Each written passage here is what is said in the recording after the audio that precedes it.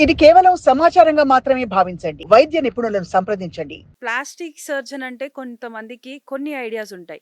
అసలు బేసిక్‌గా plastic surgeon ఎలాంటి సర్జరీస్ పెర్ఫార్మ్ చేస్తారు? వేటిపైన ఎక్కువగా సర్జరీస్ అనేవి చేస్తుంటారు అన్నది కూడా కొంతమందికి డౌట్ ఉంటది. So, as an plastic surgeon మీరేం చెప్తారు దాని గురించి? నేను యూజువల్‌గా అందరికీ నా ఫ్రెండ్స్‌కి కూడా ప్లాస్టిక్ సర్జరీ అంటే ఏం జేస్తాము అని చెప్తే, టాప్ టు టో మన బాడీలో ఏదైనా ఎక్కువున్నా, తక్కువున్నా, తక్కువ దాన్ని ఎక్కువ చేయడం, ఎక్కువ దాన్ని తక్కువ చేయడం అండ్ ఎసిమెట్రీ అంటే కొంచెం పక్కకున్న దాన్ని కానీ సరి చేయడం ఇలాంటివన్నీ చేసేది ప్లాస్టిక్ సర్జరీలో. So, be it more or less అంటే హెయిర్ తక్కువుంటే హెయిర్ ట్రాన్స్‌ప్లాంట్, నోస్ బల్కీగా ఉంటే దాన్ని రిడక్షన్ అని, పక్కకుంటే దాన్ని సరి చేయడము. బ్రెస్ట్ తక్కువుంటే పెంచడం, ఎక్కువుంటే తగ్గించడం. టమ్మీ గూడా అంతే. అట్లా ఎనీ పార్ట్‌లో చేయొచ్చు. ఎక్కువున్న దాన్ని తగ్గించుకోవడం, తక్కువున్న దాన్ని పెంచుకోవడం. ఇట్లాంటివి ఏదన్నా చేయొచ్చు. సో, మ్యామ్ మనం కొన్ని సందర్భాల్లో సోషల్ మీడియాలో వాటిలలో చూస్తూ ఉంటాం. లైక్ కొంతమంది సెలబ్రిటీస్ లిప్ ఫిల్లింగ్స్ చేపించుకుంటున్నారు. లైక్ లిప్స్ అనేవి కూడా చేంజ్ అయిపోతూ వస్తూ ఉన్నాయని చెప్పి. సో, బేసిక్‌గా లిప్ ఫిల్లింగ్స్ అనేవి ఎలా పెర్ఫార్మ్ చేస్తారు? ఈ లిప్ ఫిల్లింగ్ అనేది మనకి ఎన్ని డేస్ వరకు ఉంటుంది? నార్మల్‌గా లిప్ ఫిల్లర్స్ అన్నది ఇప్పుడు చాలా కామన్ అయిపోయింది. మెనీ పీపుల్ చాలామంది క్లయింట్స్ అడుగుతున్నారు. సో, దీంట్లో ఏంటంటే ఫిల్లర్స్ అని చెప్పి చేయొచ్చు. ఫ్యాట్ గ్రాఫ్టింగ్ అని చేయొచ్చు. లిప్ ఫిల్లర్స్ ఇస్తే ఏంటంటే అది 6-9 మంత్స్ తర్వాత మళ్ళీ అబ్జార్బ్ అయిపోతది కాబట్టి రిపీట్ చేసుకోవాల్సిన పరిస్థితి ఉంటది. ఫ్యాట్ గ్రాఫ్టింగ్ అంటే ఏంటంటే వాళ్ళ ఫ్యాట్‌ని యాస్పిరేట్ చేసి దాన్ని సెంట్రిఫ్యూజ్ చేసి ఫిల్టరేట్ చేసి దాన్ని మళ్ళీ లిప్స్‌కి ఇంజెక్ట్ చేస్తాం. యూజువల్‌గా లిప్స్ సన్నగా ఉన్నా, పల్చగా ఉన్నా ఇలాంటి వాళ్ళకి సైజ్ పెంచుకోవడం కోసం లిప్ ఫిల్లర్స్ ఇస్తాం. లిప్ ఫిల్లర్స్ అయితే టెంపరరీ 6-9 మంత్స్. ఫ్యాట్ గ్రాఫ్టింగ్ అయితే అది పర్మనెంట్‌గా అవును. ఉంటది. ఓకే. ఫిల్లర్ ఎందుకు అందరూ ఇప్పుడు బాగా ప్రిఫర్ చేస్తున్నారంటే అది చాలా డే కేర్ ప్రొసీజర్ అంటే ఆఫీస్ అవర్ ప్రొసీజర్ అంటారు. వచ్చి చేయించేసుకొని వెళ్ళిపోతారు. అండ్ డౌన్ టైమ్ చాలా తక్కువ. రికవరీ ఫేస్ లాగా ఏముండదు. కొంచెం స్వెల్లింగ్ ఉంటది. ఇంజెక్షన్ చేసిన దగ్గర కాబట్టి. బట్ అది కూడా డౌన్ టైమ్ చాలా తక్కువ. రికవరీ ఫాస్ట్‌గా ఉంటదని ఫిల్లర్స్ చేయించుకుంటున్నారు. చాలా కామన్‌గా చేస్తున్నారు and it's a safe procedure. So, ma'am ఇప్పుడు మనకి ఈ ప్రాసెస్ అంతా చేస్తున్నప్పుడు ఏమైనా పెయిన్ ఉంటుందా?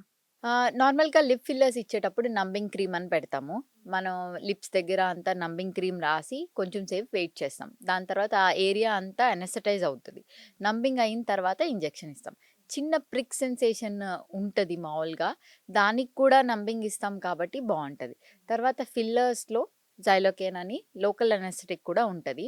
సో, దానివల్ల కూడా పెయిన్ చాలా తక్కువుంటది. పోస్ట్ ఆప్ పెయిన్ కూడా తక్కువుంటది. సో, మ్యామ్ ఇప్పుడు ఈ ఫిల్లర్స్ వేయించిన తరువాత మనకి మీరన్నట్టు స్వెల్లింగ్ కూడా వచ్చిన తరువాత అది తగ్గిపోతుంది కదా! దాని తర్వాత మనకి ఫ్యూచర్‌లో దీనివల్ల ఏమైనా సైడ్ ఎఫెక్ట్స్ వచ్చే అవకాశం ఉందా? నార్మల్‌గా లిప్ ఫిల్లర్స్ అన్నది చాలా చిన్న ప్రొసీజర్ లాగా కనిపిస్తది. ప్రతి ఒక్కళ్ళు దాని మీద మాట్లాడుతున్నారు. చిన్న చిన్న సెంటర్స్, కాస్మెటాలజిస్ట్‌లని పేరు పెట్టుకొని ఎవరు పడితే వాళ్ళు ఇస్తున్నారు. అది కరెక్ట్ కాదు. ఫిల్లర్స్ అనటామికల్‌గా కొన్ని కన్సిడరేషన్స్ ఉంటాయి. ఎప్పుడైనా మనకి బ్లడ్ వెసల్స్ అవి చూసుకొని సేఫ్‌గా ఇవ్వాలి.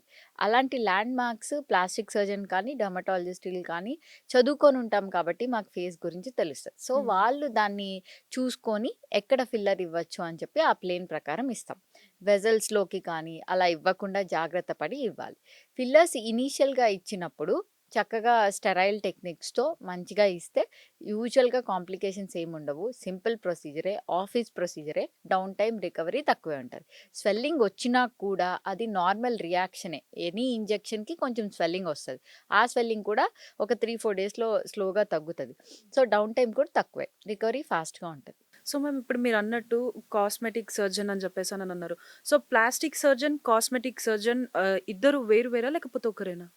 Plastic and cosmetic surgeon. మా బ్రాంచ్ పేరు plastic reconstructive and cosmetic surgery.